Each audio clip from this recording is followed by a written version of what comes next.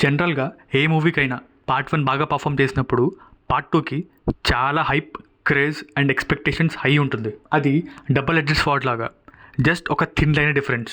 ఆ hype and craze తగ్గట్టుగా పర్ఫెక్ట్గా మూవీని మౌల్డ్ చేస్తే మూవీకి కలెక్షన్స్ కేక్ వాకే. దాంట్లో కొంచెం మిస్టేక్ అయినా మూవీ అస్సాంకి వెళ్ళిపోతుంది. ఈ 2 కేటగిరీస్లో చాలా మూవీసే ఉన్నాయి.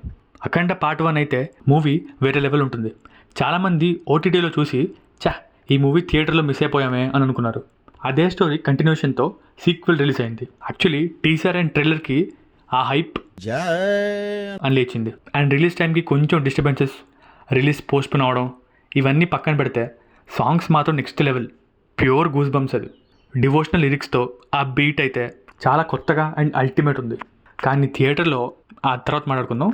స్టోరీలో లాజిక్స్ ఏవి అండ్ రియాలిటీ ఏది అని క్వశ్చన్ చేసేవారికి డైరెక్టర్ అప్పుడే ఆన్సర్ ఇచ్చారు రిలీజ్కి ముందే. इसके बारे में इसमें ऑलरेडी हमने बोल दिया, ऑलरेडी కాషన్ किया. రిలీజ్ తర్వాత కూడా జస్టిఫికేషన్ ఇచ్చారు. అఘోరి ఆ శక్తులేంటి, తపస్సు చేసి వచ్చినవి అవి కూడా పక్కన పెడితే ఒక్కటి మాత్రం ఫిక్స్ అయ్యే రావాలి. నో లాజిక్, ఓన్లీ మ్యాజిక్ అని ఫిక్స్ అయినప్పుడు మాత్రమే సినిమాని ఎంజాయ్ చేయొచ్చు. ఏదో మర్చిపోతున్నావే,